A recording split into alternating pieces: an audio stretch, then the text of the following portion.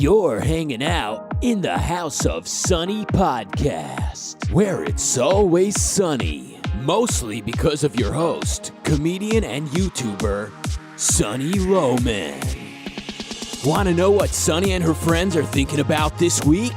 Well, here she is, Sunny Roman. Alrighty. Welcome. It's always sunny here at the House of Sunny podcast, mostly because I'm here, your host, Sunny, but I'm also here with Sunny Doug. I am Sunny. You never get a more sunny personality. That's right. That's my middle name. We're going to talk about kids on the border, Donald Trump Jr.'s new controversial girlfriend. But first, I thought I would explain a little bit where I've been. I took the last 2 weeks off because coming up next week is the Objectivist Summer Conference, and I had this really big, exciting talk planned. I was going to give a talk about the history of comedy and culture, and I really had to work on that. I was kind of behind because I take prednisone every day, as everybody here knows, and it kind of messes with your brain. So I have these limited times when I can concentrate and write things, and I was really struggling to find the time, that good work time when I could actually do something like that. And so I thought, okay, I'm not going to stress out. I'm just going to put everything else to the side. And so I'm working on that, and it's going well. And then I actually had to cancel my appearance at the Objectivist Conference. So I took that 2 weeks off, worked on my talk, my really awesome talk, which now is ready, and I'll have to give it at some point. But now I've had to cancel because last week I was up in Minnesota getting my treatment. I go up there every month and get medicine via IV. And that's where my doctor is and everything. And part of the reason I have to go up there to get the medicine is insurance issues. So I have to spend money to fly up there. It's so freaking ridiculous. You just wouldn't believe how expensive it is to be sick today with the way Obamacare works and the way they've put these insurance companies in the situation where they have to deny everything. They have to save money wherever they can. I mean, even everybody knows your premiums are going up, and that's where people get really excited and really upset about the premiums. So the other way that they cut costs and save money is they screw sick people. Correct. So if you're sick today, and my doctor, I've heard this, I've read articles about this, my doctor even confirmed this, the number of denials for these expensive medications has gone way, way up. He spends a lot of his time now working on appeals with insurance companies. And he was talking to my insurance company about a medication that we have found that works for me. So it's really exciting. We found a medication that really, really works for me. But I need more of it than the standard dose.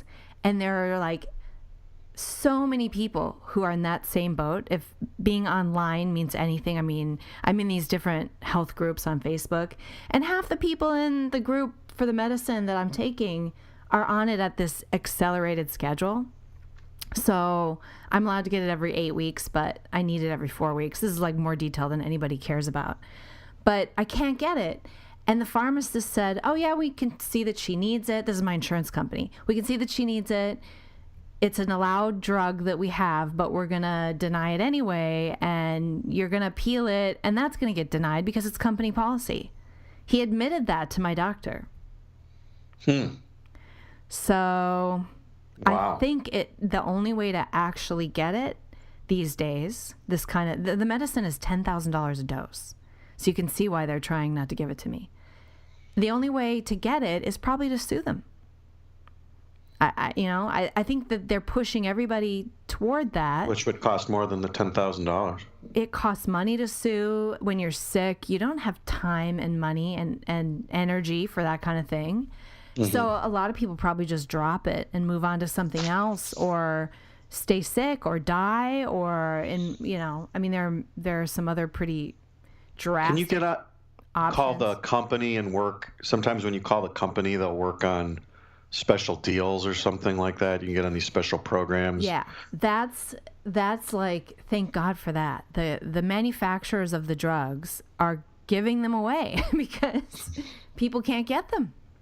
So I've applied to get it for free from the manufacturer. So that may pan out. I'm also working with the insurance company. Ultimately, though, I think I need to get the insurance to pay for it because I don't want to be dependent on the charity of some organization when I'm rightfully owed it by my insurance company, you know? Mm-hmm. So I'm working on that. And then, but anyway, in the meantime, I have to fly up to Minnesota and be in that system up there so that I can use their appeal process group and all of this stuff. So I fly up there. I was up there last week and they do these standard blood tests and I got a really bad result that sort of said that I was a lot sicker than I actually feel. And so I realized I can't go to Ocon because I'm about to fall off a cliff in terms of how I feel. And I can't commit to being able to do the talk. So I'm really bummed out about it, but it is what it is. I'll have to go next year. Well, this podcast's off to a rollicking Yeah, start. are you all depressed yet? Let's play a joke. I got a joke on the voicemail here. I'm going to play it. Here we go. Okay, here's a joke for you. Can you hear that? The Emperor Nero Yes. was standing in the Roman amphitheater talking to his financial advisors. He asked them, "Why aren't we making any money from this building?" One of them replies, "Because the lions are eating all the profits." Bye. Why are... Do you get that? Because the lions are eating all the profits? The profits would be the... I don't understand. Well, yeah, I don't quite get it. I'm trying to think of, I don't quite, because they eat the gladiators. Right. I don't know. I don't get it. Sorry. Woohoo! Great podcast! Yay! Man, this should win an award. Yeah. Is there like a casty? Like This one's going to take us... podcasty award or something? This one's going to take us over the edge into like viral fame, I think. We're going to get dozens of likes on this podcast. All right, so let's talk about what people really want to talk about. So I have a couple of things. I want to get to the border stuff. I know that it's kind of old news at this point, and we're moving on to the next craziness. But I have been out for 2 weeks, so I really want to give my 2 cents on that. But first, let's talk about how the left, this last week, the left has taken such a crazy step toward basically civil war. And I mean, you're seeing articles and stuff about that and saying, holy crap, we're really headed for something because, you know, I don't know if you all remember, but last year some guy showed up at a GOP baseball team and tried to kill everybody. Right. And he shot a senator and almost killed a senator. And now this past week, you have Sarah Sanders getting kicked out of with her family. 7 Right. people getting kicked out of a restaurant. Another Homeland Security person, she got harassed at a restaurant. Another woman was harassed at a movie theater. She was there on a date. And Hey, then by the way, there was more to that story with Sarah Sanders. After she politely left, you know, after being asked to leave the restaurant, she went home with her husband, but the family went across the street to another restaurant. But that wasn't enough for the owner of the restaurant that initially kicked them out. That owner ran across the street and started to harass and harangue them and tried to organize a protest outside while she screamed and threatened these people. So it wasn't enough that she just kicked her out of her own restaurant. She needed to then go across the street and continue. Now, let's get into that woman's head for just a moment. You know, she's like a normal American. She has a restaurant. She has a business. And yeah, maybe she's a little kooky and a bit of an activist. But she's probably, she's a mother. She has, you know, I saw the article. It's like she's married. She has a kid. She has to think Sarah Sanders is like a Nazi. She really has to think that to justify that behavior. She has to think that Sarah Sanders wants to hurt people, and she has to feel righteous that she's protecting humans. And, you know, she must inside feel a real moral righteousness as she's running across the street to destroy and ruin anybody's ability to have dinner, because, you know, a dinner out, because they're on the right.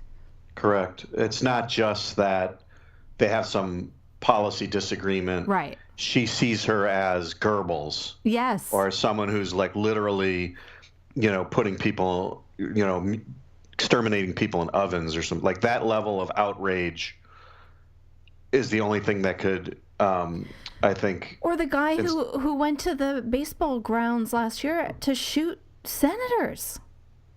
Right. I mean, to get in your head, it's not like you're evil and you're going, "Mwahaha, I just want to kill people." Like, in your head, you're going, I'm going to save the world by killing these GOP senators.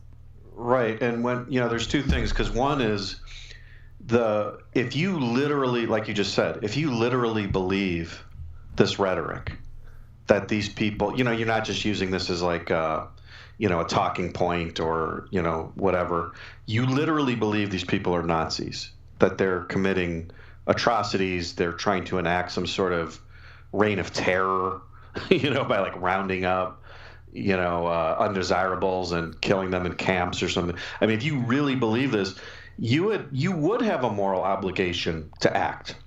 You would have a duty to act. I mean, if we were really being taken over by the Nazis, right, and we should all be in the streets right now with guns, like shooting at these guys. So to the extent that the funny thing is the only people acting like fascists is the left. So the only people really justified is the right. I mean, if we were violently starting to push back on the left, we'd actually be justified at this point with their embrace of Antifa. And I just saw Steven Crowder put out a video this morning where he's confronting this girl. He recognized this girl. He was at some leftist, I don't know, conference or something, and he had a table. You know how Steven Crowder does this change my mind table? Okay. Where people can sit with him and try to talk him out of his opinions. And he records it, and it's kind of become a meme, and everybody knows about it. So he's at this thing, and he recognizes this girl who he recognizes as this person who had incited or encouraged people to firebomb his van. And he just happened to have a poster board. He just happened to have a poster board with her face on it and her tweets and stuff like that. And he's like, I'm going to go confront her. And he goes over and confronts her. And before you know it, he is surrounded by a mob, and they're all screaming at him. Wow. And it's like, these people don't, I mean, I'm not saying one or two people were screaming at him. He was surrounded by a mob, and they were all screaming. No, this is the mainstream people are the screamers. Mainstream. And they regard him as evil. They regard him as evil, which is how they can justify the way that they act. So in addition to that, a decapitated carcass was found on the doorstep of another Homeland Security, the deputy of Homeland Security or something. And so a letter went out that employees that work for Homeland Security need to be careful. And then Maxine Waters, who is a congresswoman, said this. I'm going to play it. The audio's not great on this, but here's what she said. And then I'll tell you what she said exactly. Let's make sure we show up wherever we have to show up.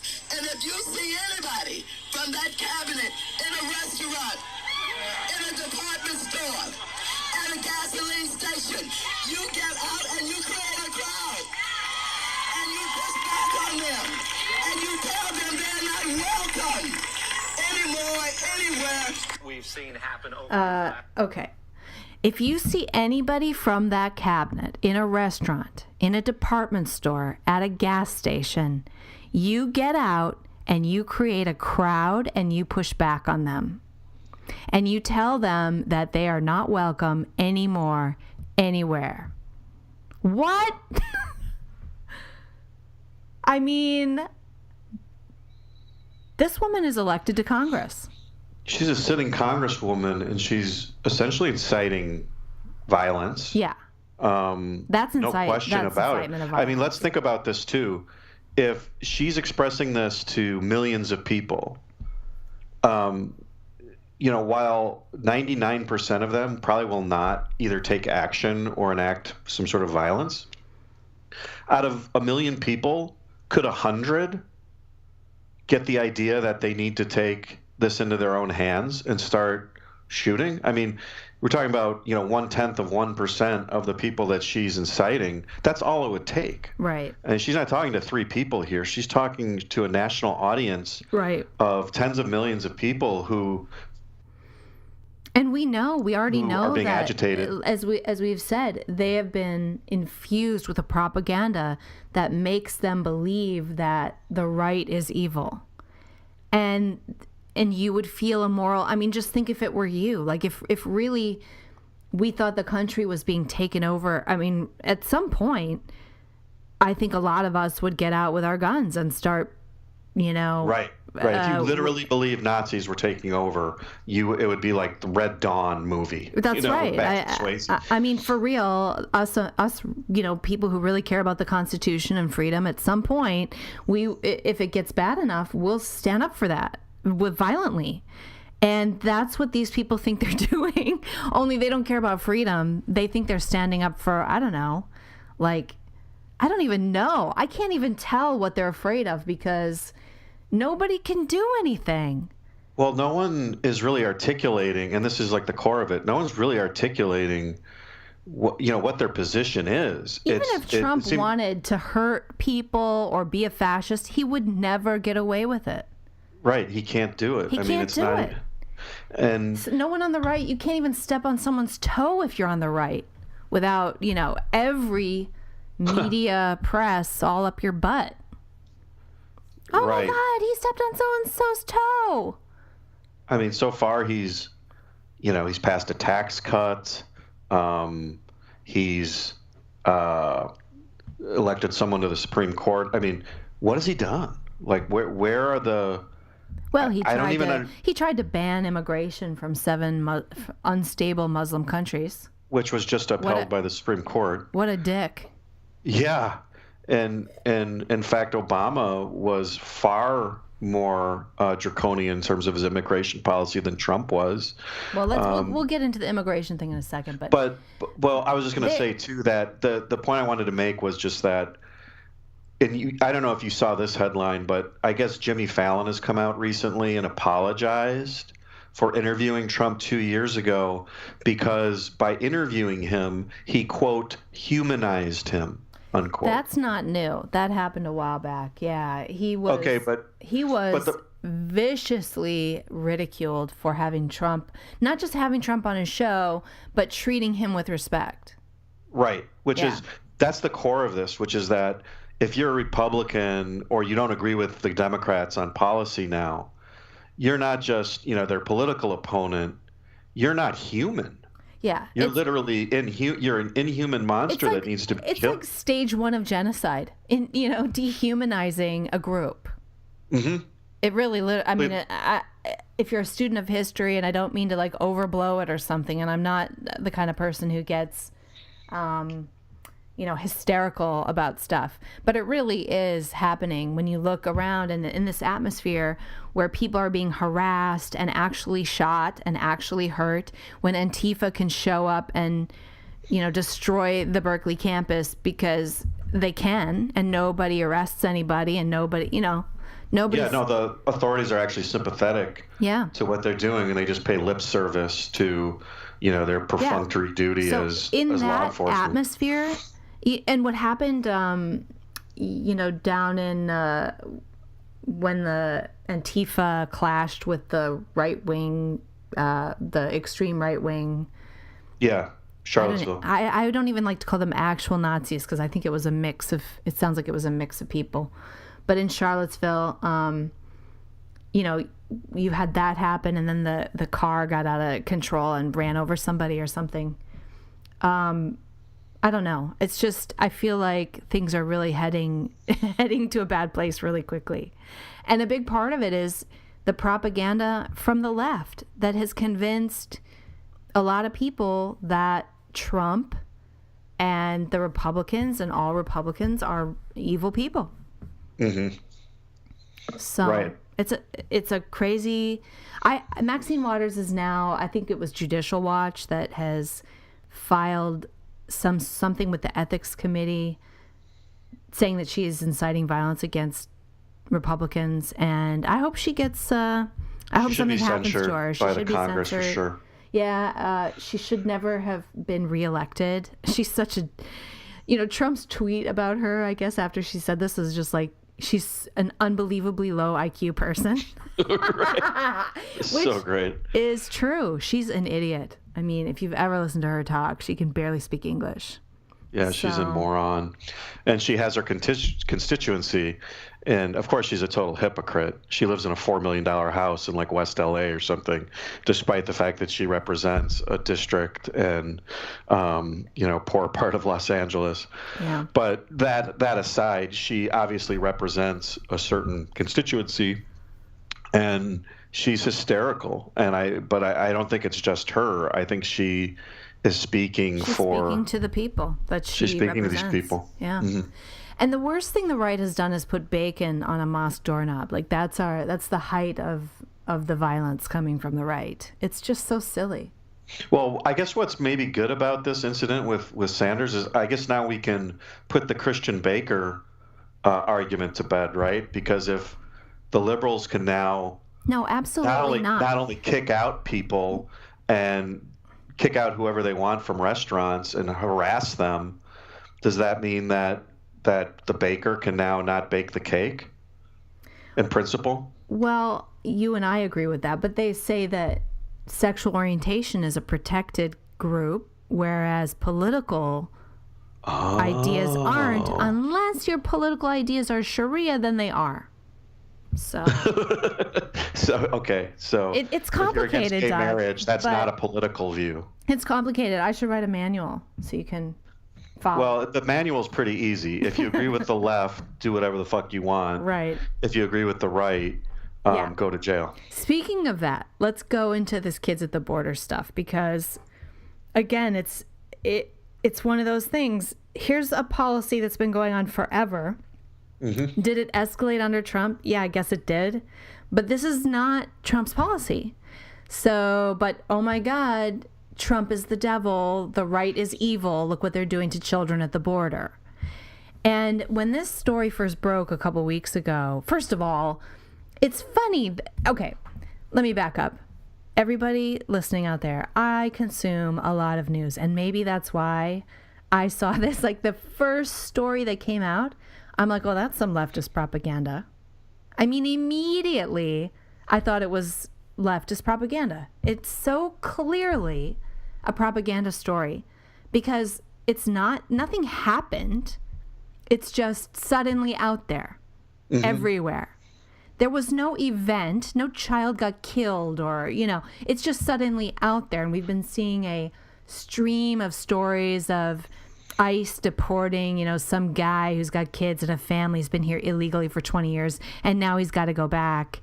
And he's just a hardworking Which has been guy. happening every day for 20 years. Yeah. So, but now it's all over the news, all these little, heartstring pulling stories.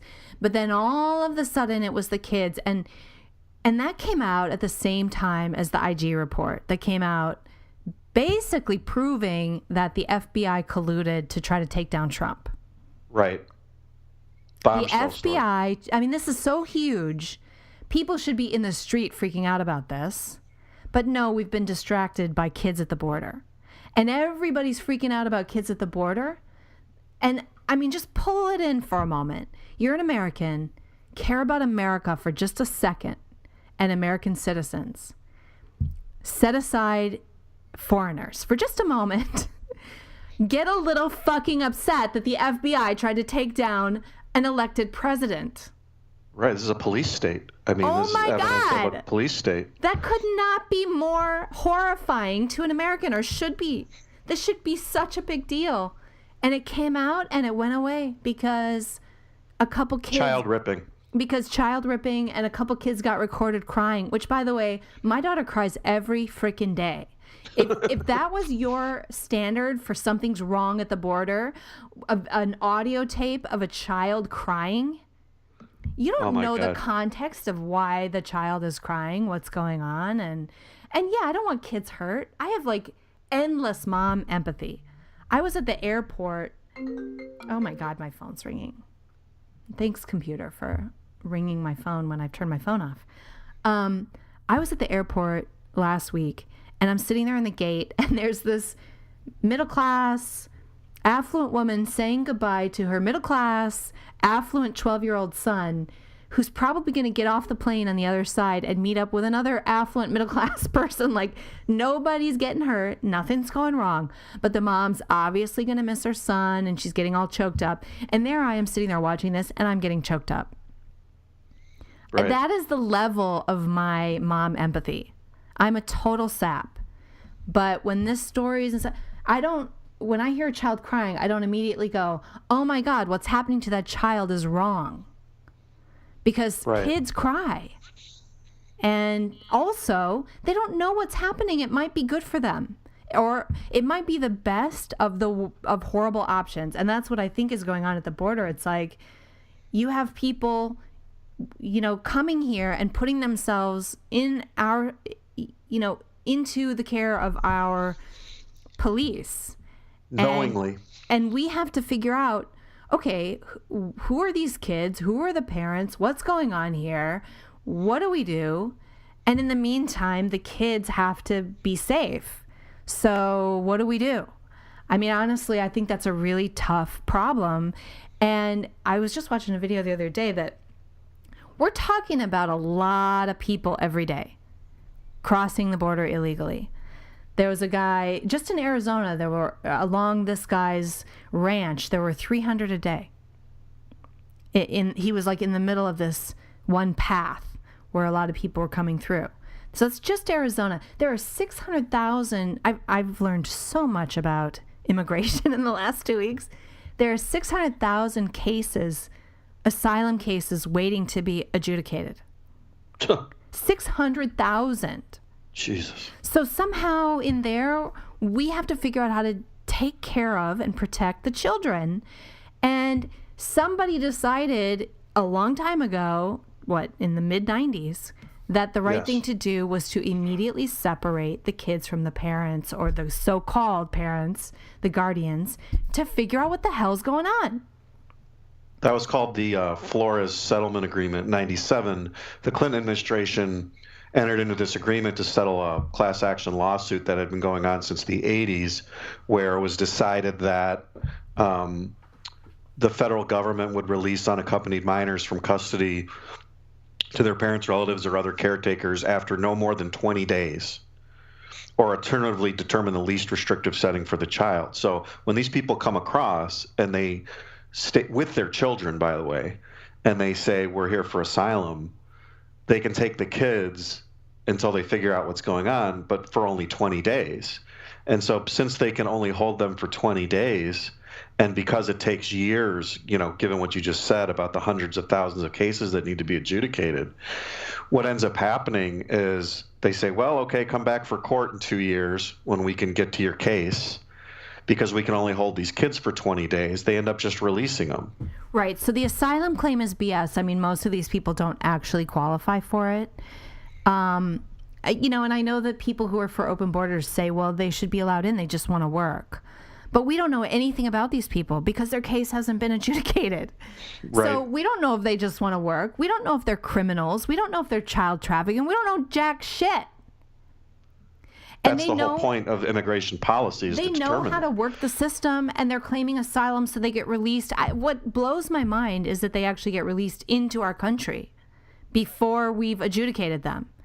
I think they should be released in the other direction and say, come to a port of entry in 2 years and we'll fucking talk to you. I'm swearing a lot on this issue today, but this just upsets me so much because I've seen so much stuff about, like, I'm supposed to bleed and care about these kids. And yes, you can totally hit my mom empathy by showing me an example of a child who's been mistreated or something like that. But I'm not convinced that the way that we act is, it might not be ideal, but what is ideal? Are we supposed to build residence inns for these people? Yeah. So they can right. all stay in a nice hotel with a kitchen with their kids and a pool for the 2 years? Are we supposed to build and pay for that? And, that's a serious question. I don't want to pay for that. I don't want to pay for that. I have my own child to raise and my own life to deal with, my own health issues and everything else. I don't want to pay for a Central American to be housed with their children. I don't know. And the quantity of people, it's too much. Right. And there are legislative fixes for this, too, which, of course, where's the articulation on this? Rather than just pure emotionalism. Yeah, it's just pure emotionalism. I want to talk policy. Where's the articulation of some policy that would actually speak more directly to this? You've got hundreds of thousands of people trying to go across. They're gaming the system with these asylum claims.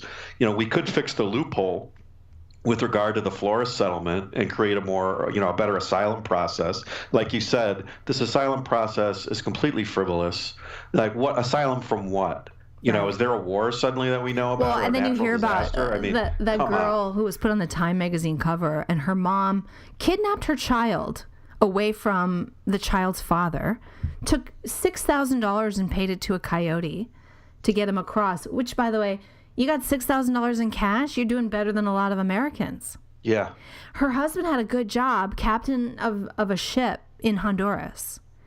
And she takes the child and runs. You would get arrested doing that in the United States. If you went from California to Louisiana with a child that, whose father you didn't bother to tell, that's kidnapping. Mm-hmm. And she never was separated from the child, so that was a complete bullshit. Right, so that was propaganda in that sense. But I'm just saying, like, her asylum claim is total bullshit. Mm-hmm. Yeah, is her life as good as an American citizen in Honduras? No. But it's not like she's dying. And there are other ways of getting to the U.S. And by the way, this has been hire an attorney. This has been going on, by the way, for decades. I mean, this is not, and back to your point initially about where did this come from? This has been going on for decades. The people come across with their kids. How do you deal with the kids? How do you deal with these asylum claims, given what the current state of the law?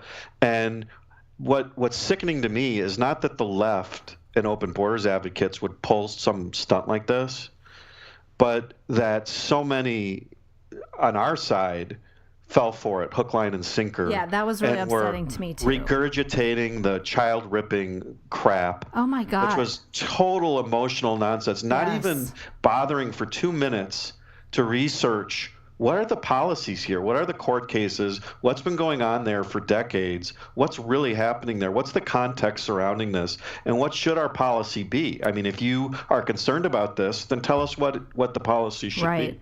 Honestly, and why.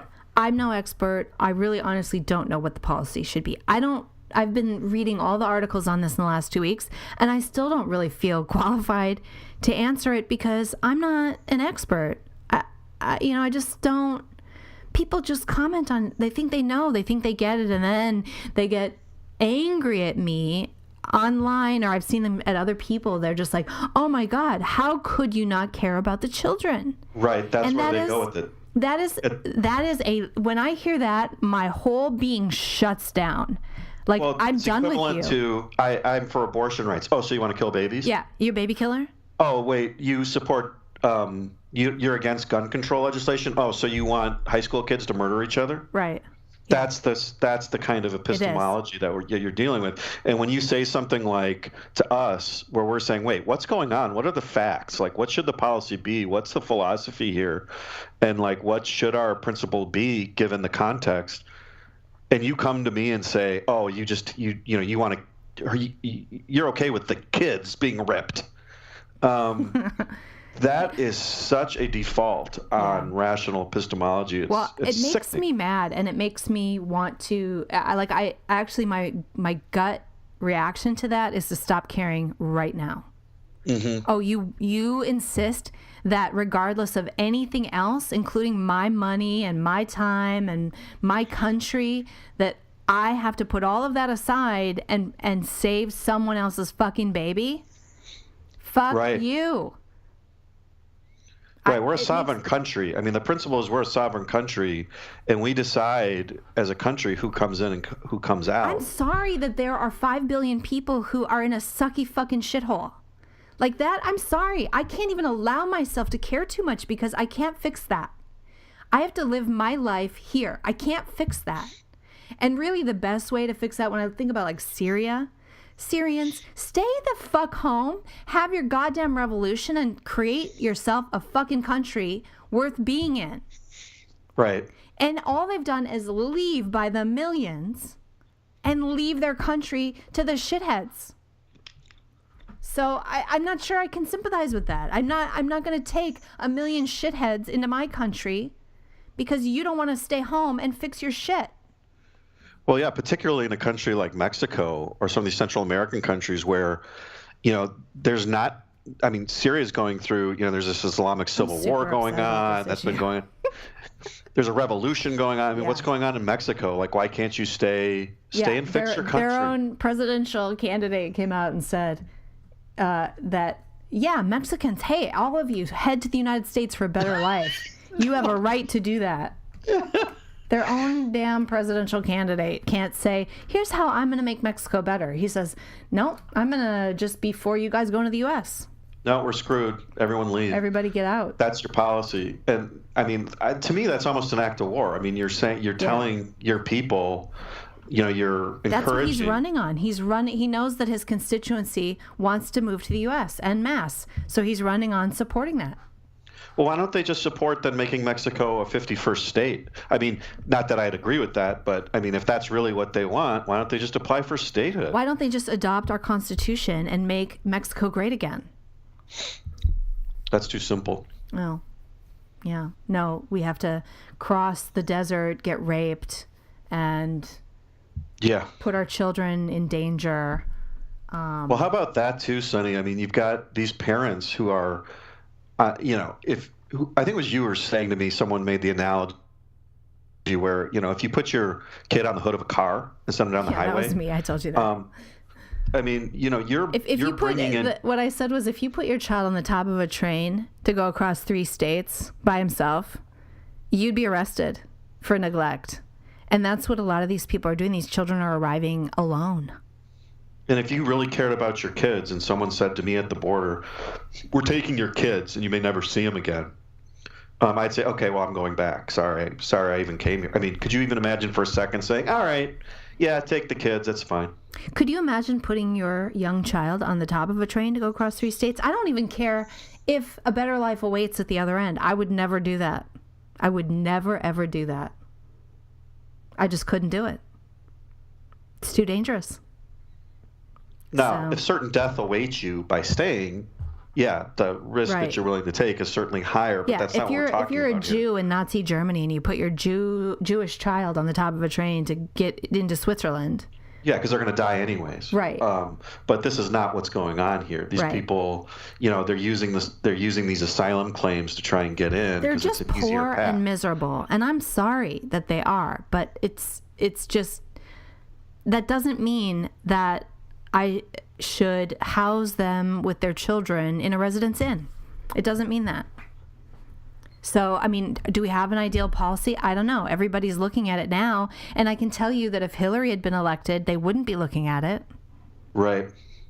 The only reason we're looking at that is because Trump is now president.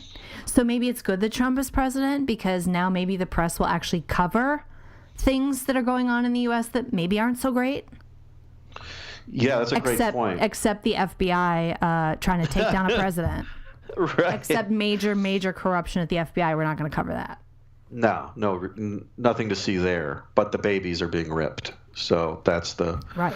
Oh, they were being ripped under Obama? Oh, our bad.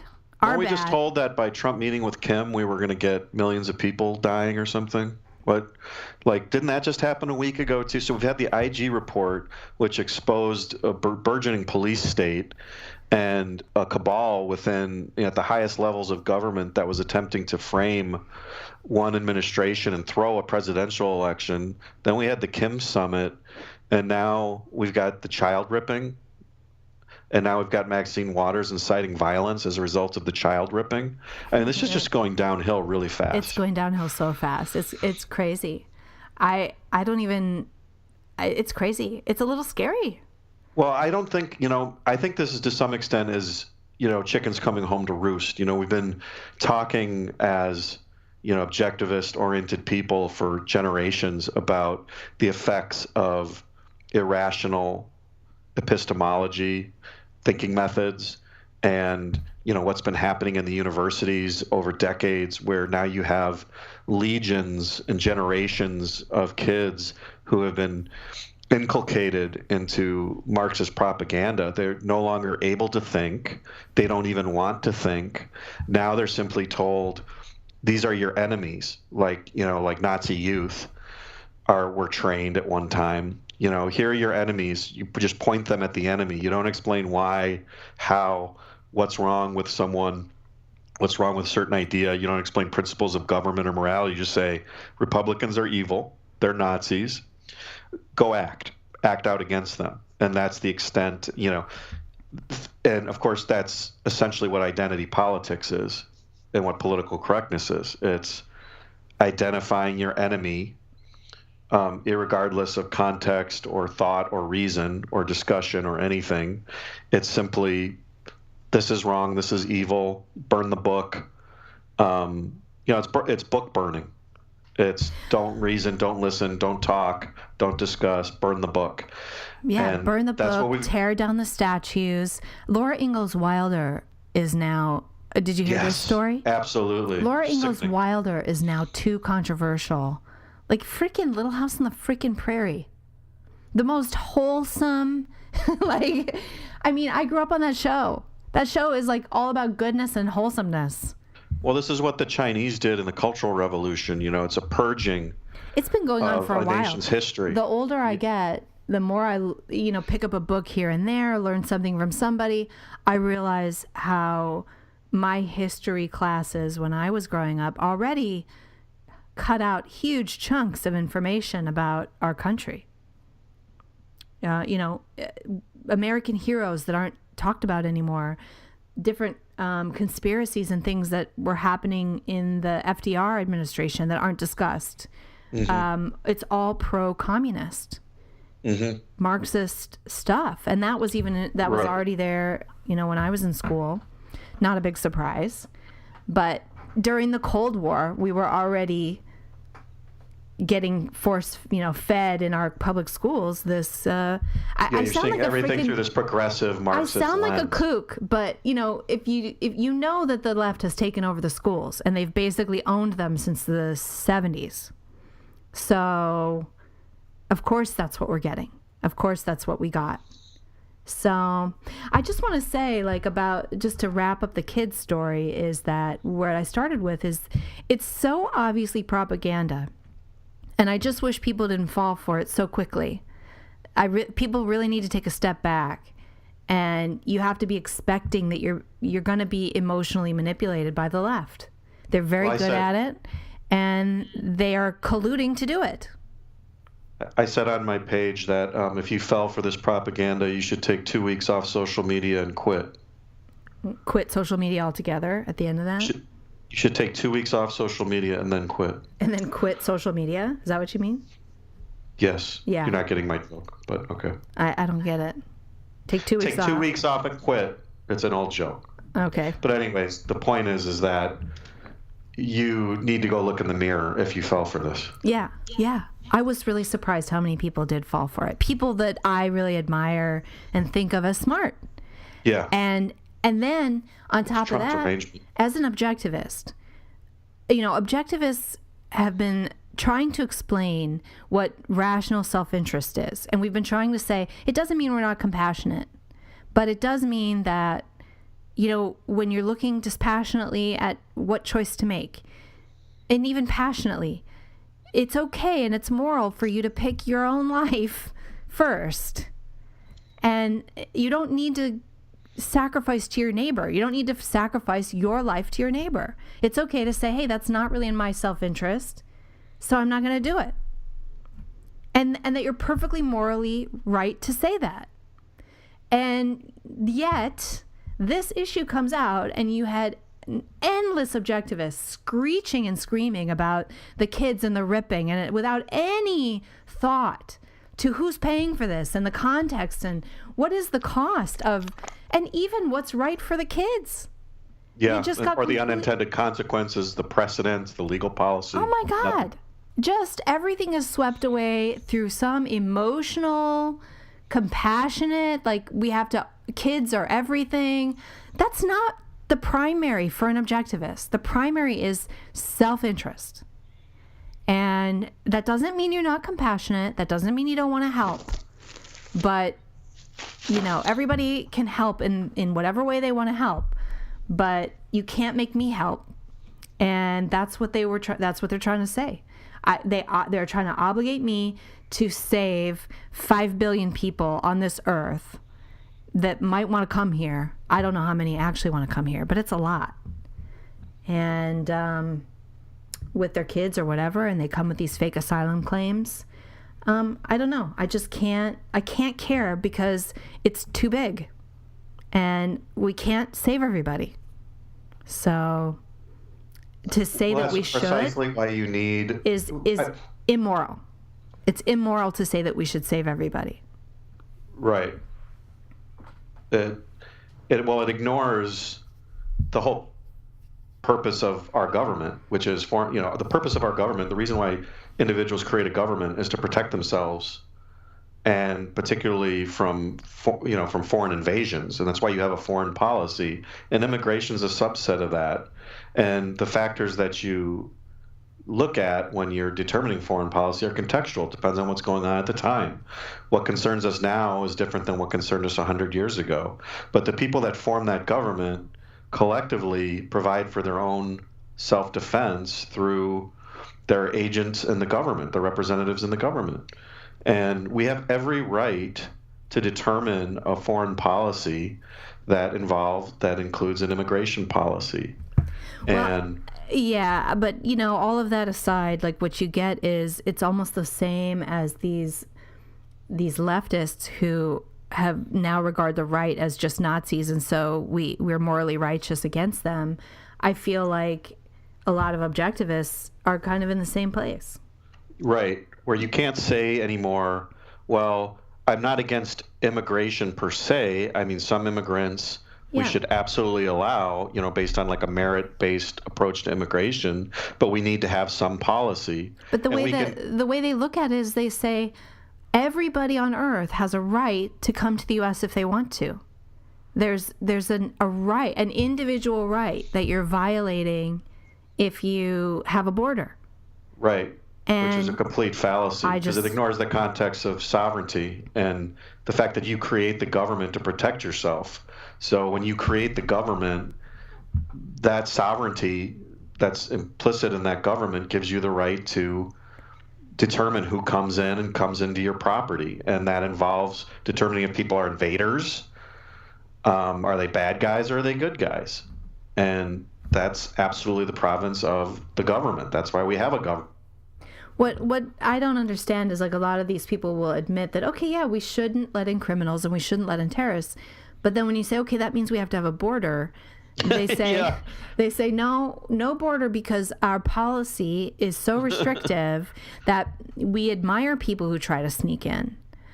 But okay, you're really throwing out the baby with the bathwater there. I mean, if you have a problem with the policy, and I think the policy is messed up.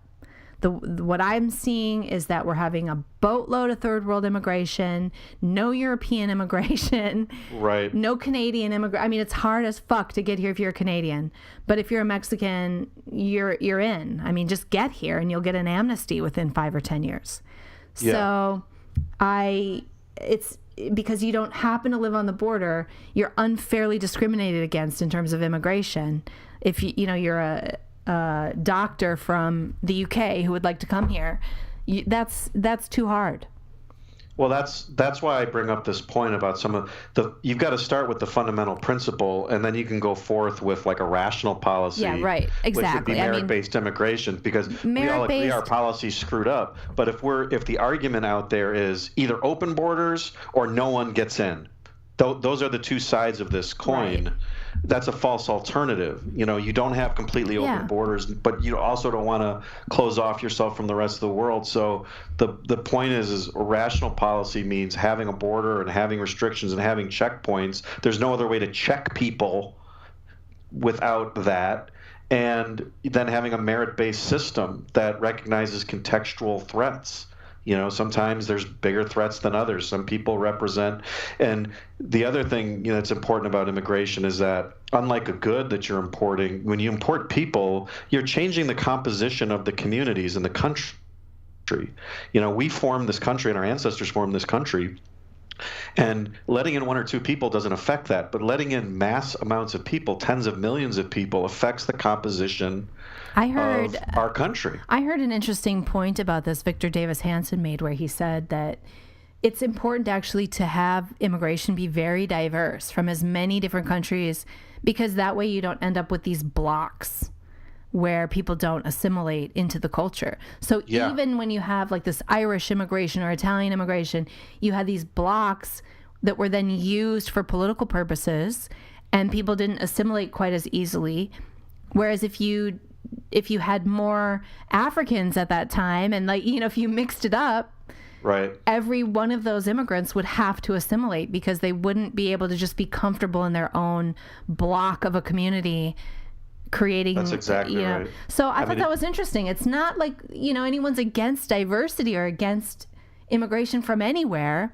I think the point is that really mass immigration from any country can be used against us. Well, it's taking a step back again. What you just articulated was the consequence of thinking rationally about immigration. You step back and say, what's best for our country? What's best for the people that form this country and sustain it. And, you look at the world and say, well, if we allow 100,000 people from this one particular place and to go to one community, well, guess what? They're going to form a block of people that are very unlikely to assimilate and very unlikely to abide by or take an interest in our culture. And they're just going to form their own country within our country, which is threatening to our institutions and to the community there, right, that can't absorb those people. Especially if those cultures are, have tendencies toward violence. And I mean, anyway, I think the answer to that is there are so many different possible acceptable answers to what should the immigration policy be. Right. Honestly, I could go, there's a whole range of answers. I don't think I know all the answers. But I do know that we need to have a border, and we need to actually we have a right to make those decisions as a people. And I think you've said in some of your writings that, within reason, you can't restrict a person from choosing their husband or their wife because they happen to be Irish or what, Americans do have certain rights in terms of, as long as they're trying to bring in a reasonable immigrant, they should not be denied that. You should not. It goes both ways. I mean, when we provide for the common defense, as citizens of a country, we're placing that policy hopefully under objective law, which means, if I want to marry someone from Britain and I show, hey, this is a great person, here, okay, she's fine. She's not a terrorist. No problem. She's not a criminal. She doesn't have tuberculosis. But the onus of proof is on me wanting to bring that person in to demonstrate to the others collectively, hey, this person's fine. Okay, great, they're fine. But if you demonstrate that, they shouldn't be allowed to stop you. Correct. They can't just say, well, we don't like redheaded people. Yeah. So you can't bring in it can't be an arbitrary or subjective policy. I think it has to be a reasonable policy that recognizes, the benefits of trade and commerce and relationships with other good people, but at the same time I can't say, well, guess what, I have 10,000 jihadi Muslims that I want to put on my ranch from the Syrian civil war, and I say, well, there's nothing you can do to me because it's my property and I can do whatever I want. No, you can't do that. Right. Nor could I trade, I can't sell advanced technology to the North Koreans. There's there's all sorts of limits when you're dealing with international borders and dealing in commerce or trade or relations with foreign nationals. There's all sorts of issues that come up that don't exist when you deal with people within your country. So, the context of intranational versus international is completely different. I'm really surprised that this is even controversial. I honestly, I thought that everybody on the right, at least, would be like, yeah, of course we should have a freaking border. I mean, we can discuss how open and free our immigration policy is and get somewhere and actually come to some sort of compromise or whatever. But that we have a border, that we have, that protects us, that it's necessary for a country, that we have an immigration policy that's law, and that's what it means to be a country. I mean, that to me is really obvious. I see anything less than that as being really dangerous.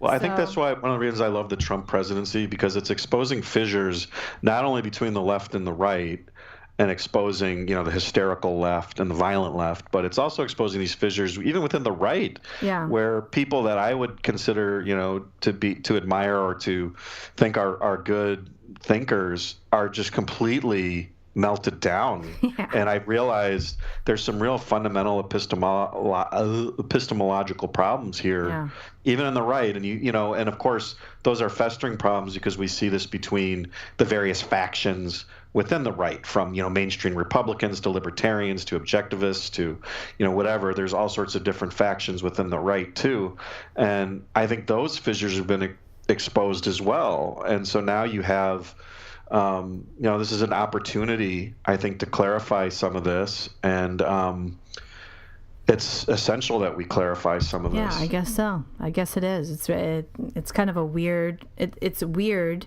to discover that you disagree so strongly with people you thought you had something in common with, and I don't even know how to have these discussions.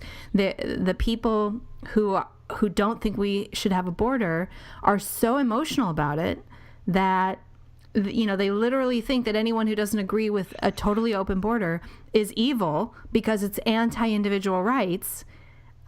And then the discussion is over, and they're leaving a decapitated carcass on my doorstep.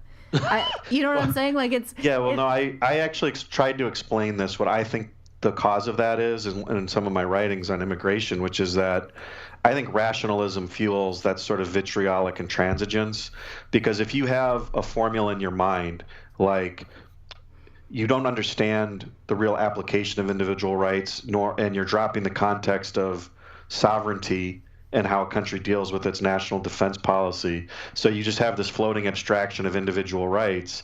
In your mind, you're just saying, by having a border or checkpoints or any kind of immigration policy, you're violating rights. So in their mind, because of rationalism, context dropping, they have this unassailable universal formula, individual rights. And so anyone who speaks out against that in their mind is evil, is completely wrong, beyond redemption. It's funny, I think I just lost you. I'm recording and I no longer hear you. Connection lost. Oh my gosh. Are you there, Doug? Yeah, can you hear me? Yeah, we just lost you for a second. Oh, okay. So, yeah, I mean, saying, we can get in. I think we should do another show. I would really like to bring on a couple people who actually are for open borders and have a discussion, because I really don't get it, and I don't think they get me. Especially just forget about immigration policy, but just purely the discussion about, should we have a border that's enforced, where we actually have an immigration policy that is in place, that's law? Is that something, that doesn't seem to be something they agree with, and I don't understand that. I think it's really dangerous, and I would like to have that discussion with people. They tend to accuse, I've noticed one error people seem to be making is this idea that if you're quote unquote practical, you're pragmatic. And pragmatism is like a bad word in objectivism, where We don't want to be pragmatic, but at No, the that's same not it at time, all. at the same time, the moral is the practical. So in my mind, if something's not going to work, if you can take it to its conclusion and it's actually really dangerous for people, then probably your principle's not applied correctly. And that's just the way you are objective with your principles. It's not pragmatism. But let's get into that another time. We're bumping up on the hour here, and I wanted to cover one more story, which is, did you see that Donald Trump Jr., who is just recently separated, not yet divorced from his wife, whom he has a few kids with, is now dating Fox News channel host Kimberly Guilfoyle? So this is a new relationship. It's been rumored, and they've just kind of come out of the closet with an Instagram pic. They were out fishing. Did you know that Donald? She's on Fox and Friends and stuff. Yeah, she's on the 5. Yeah. And I got to be honest, I've never. She's an attorney. She's very smart. She's smart, but I've never liked her personality. I think she seems like a total bitch to me. Okay, I disagree with that, but okay. I've just never liked her. I don't know. She never smiles. I think she's smart or whatever. But okay, is this a conflict of interest that ruins her credibility? Go. Her credibility in what regard? All right. How do you cover? From reporting on Donald Trump Jr. How do you cover Trump when you're dating his son? How do you honestly cover Trump when you're dating his son? Yeah, I think it's a conflict. I mean, how do we ever look at what she has to say and not know, hey, she's dating Trump Jr.? Of course she thinks that. She is not a reporter, though. She's an opinion. I know. But how personality. can we think of her opinion as rational and fully objective if she's dating Trump's son? Because you have a mind. I mean, she's expressing opinions. She's not presenting facts. Yeah, but if you're she was a reporter, then I would be concerned because she would be presenting potentially skewed facts. If she's just giving her opinion and it's about her husband. Listen, if I'm dating somebody, I'm not going to be as tough on them politically, in my job as commentator. I think this is a problem for her. I really do. And a problem for him is that he was supposedly fly fishing in a pink polo shirt. I think that's ridiculous. You have to look at this Instagram picture because there's this. They posted this picture. They're out on some fly fishing trip in Montana, and he's literally like they have camp hats, and he has a pink button, like a Oxford. He's dressed for the office with then a camo hat on. It's awesome. Come on, dude. I respect that. You do? I think it's sad. I was like, what a douche. Oh, no. Dude's wearing a pink polo shirt, fly fishing. Everybody around him must have been like, what a fucking douche. Yeah, I don't think he'd get along very well in the places I go to lakes and stuff. But right. Hey, if you're Trump, you're Trump, you can afford new shirts, so. Yeah, wear a big button-down shirt, whatever, man. You get some slime all over your guts on it. Yeah, throw it away. Get the fish guts on your pink polo shirt. All right. Hey, everybody out there, if you want to call in a joke for next week, and please make that joke we had today, I don't know. Maybe I don't get it. Maybe we need another call explaining the joke. But anyway, call the number 707-681-5834. We love to get your comments, too. Comment on this video anywhere that it's posted. It's posted on YouTube. I posted on Facebook. Subscribe to my Facebook channel, my Facebook page, which is at Sunny Lohman, or my YouTube channel at House of Sunny. Thanks to all of you listeners, especially my Elite Squad. And if you enjoyed the show, consider joining the Elite Squad over at Patreon. We're completely fan-funded, so we need your help, and we give away some nice rewards, I'd say. And that's it, and I think we'll see you next week. Thanks for joining us. Thanks for listening to the House of Sunny podcast. Go check out Sunny on YouTube at her channel, House of Sunny. Everything Sunny does is fan-funded, and because she's likely to get kicked off and demonetized on every platform at some point, please support her over at patreon.com/House of Sunny. Become one of Sunny's elite squad and have access to behind-the-scenes footage, t-shirts, special events, and more.